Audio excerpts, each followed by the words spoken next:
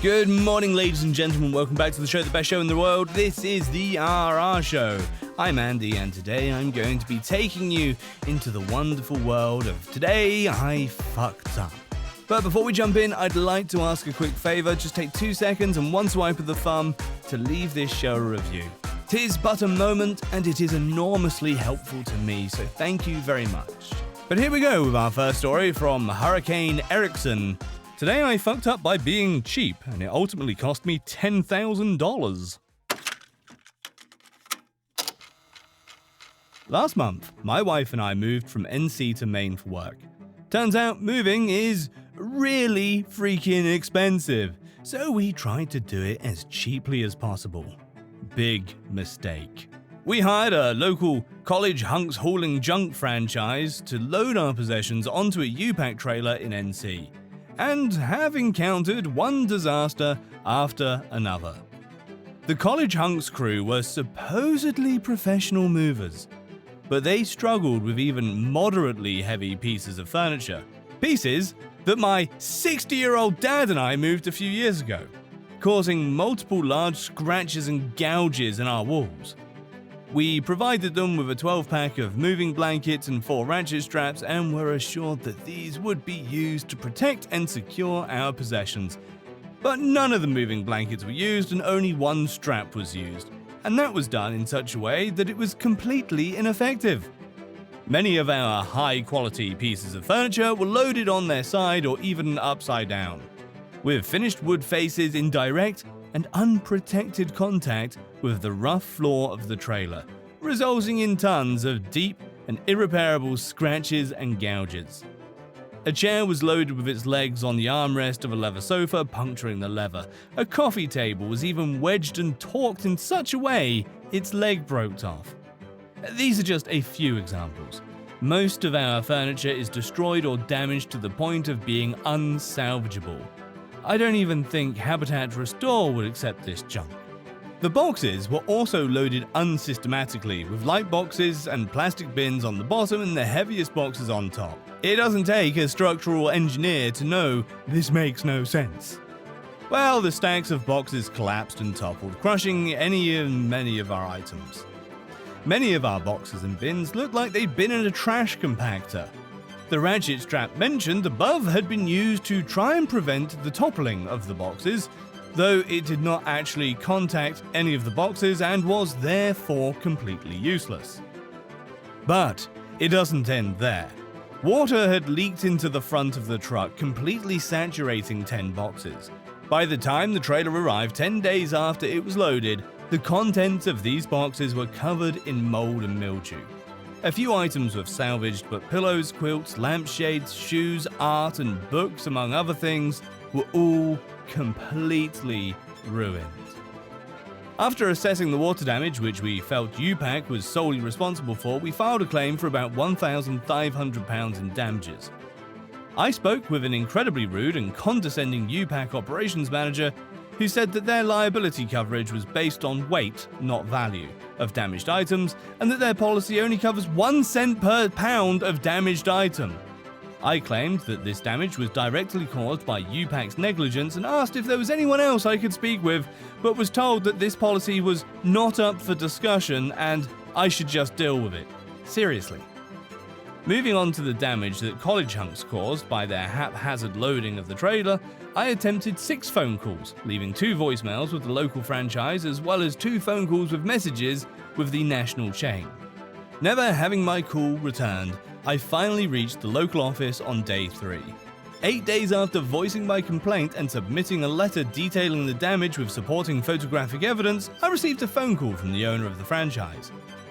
He had discussed this job with his crew and presented his understanding of the situation, some of which was accurate, but also included several erroneous details that either attempted to twist my story or just deliberately obscure the shoddy work that his crew had performed.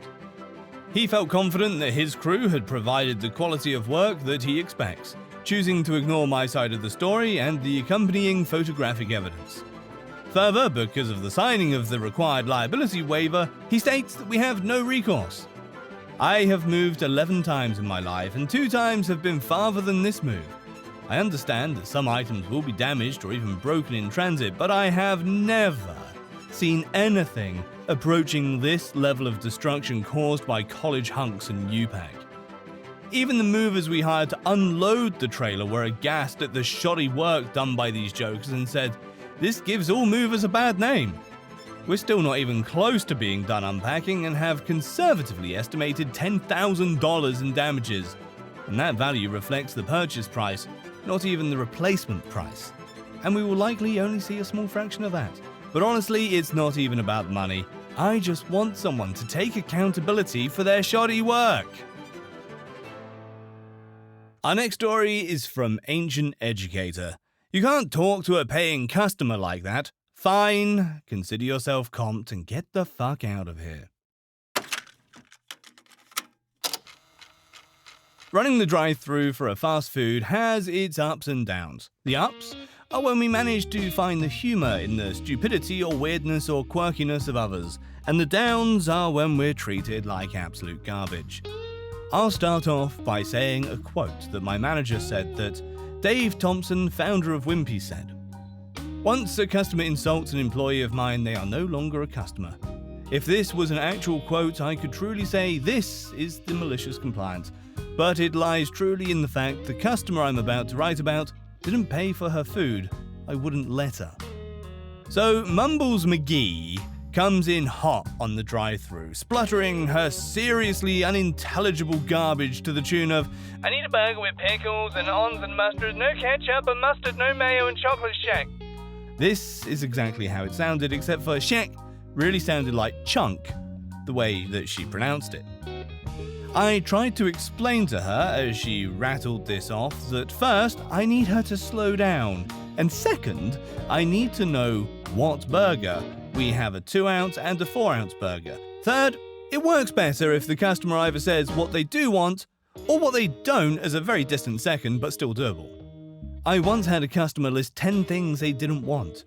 It was probably Julia Stiles, a la 10 toppings I hate about you, rip Heath Ledger. However, listing things that you want combined with things you don't tends to unnecessarily repeating the unimportant information and is just confusing as fuck. I decided to ask her, "Okay, do you want a Dave single or a junior hamburger? And what topping do you want?" Mumbles continues, "Oh my god, I want a burger with a honey bread." And I can't even write down what it is she said. "And a chocolate shack."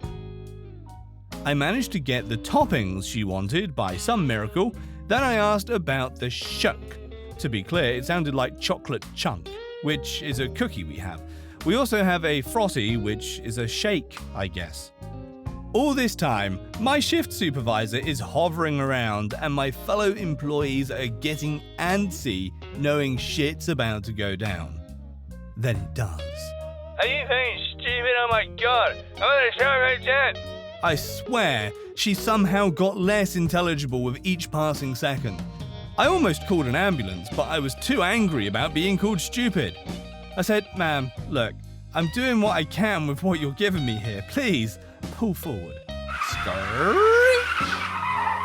I think it's hilarious how people who call others stupid are literally the stupidest and stupidest looking people I've ever seen. And she did not disappoint. Ratty hair, rosacea, late 50s, dumb look on her face that's trying to look angry, but I ain't buying it. Looks too forced. Frank Gallagher wouldn't give her the time of day. By this time, I've decided I'm gonna tell her off, and as she pulls up, she starts spitting at me while saying, "Is there a manager?" I interrupted her by quoting my other manager as I remembered, who said, "Ma'am, you can't go insulting our employees because we don't understand you. You need to shut up." My shift supervisor chimes in, "OP, you can't talk to paying customers like that." Enter malicious compliance. I since shut the window on her, as she still continued to yell to the open air while my shift supervisor knows I'm pissed and decides to back down as I tell him how little I care about a shit-paying job. And I'll have 2 more of these by the time I get back home. And that management needs to take care of us. We just got done with an ordeal where a customer called one of our employees retarded and the management paid lip service to us, but still apologized to the customer. Fucking two-faced twat burgers. I was so pissed that I was willing to pay for her shit so that I could tell her off. That's what I did.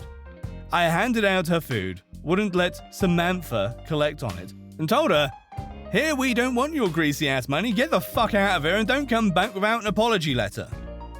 Update. The shift supervisor knew exactly what this woman was ordering because she's done this bullshit before to other employees, evidently.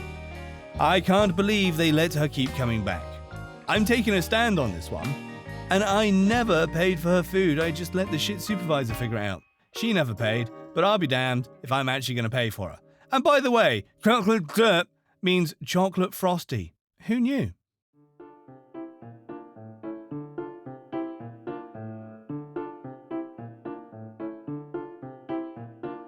Well, ladies and gentlemen, thank you so much for being with us today. You may have noticed the episodes are coming out a little bit more frequently. I'm hoping to keep that up, but who knows what will happen in the future. I am anything but reliable, eh? Anyway, if you want some more, please go and check out our YouTube channel. Just go to YouTube and the RR Show. The content we make over there is fabulous. Honestly, you're missing out. Go and check it out. But until next time, guys, peace out.